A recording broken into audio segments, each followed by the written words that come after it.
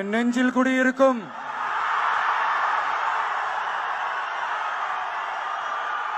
எனது அன்பான இஸ்லாமிய பெருமக்கள், உங்கள் அனைவருக்கும் என்னுடைய வணக்கம். மாமனிதர் நபிகள் நாயகம் அவர்களுடைய வாழ்க்கையை பின்பற்றி மனித நேயத்துக்கும் சகோதரத்துவத்தையும் ஃபாலோ பண்ணி இங்க இருக்கிற அனைத்து இஸ்லாமிய சொந்தங்களுக்கும்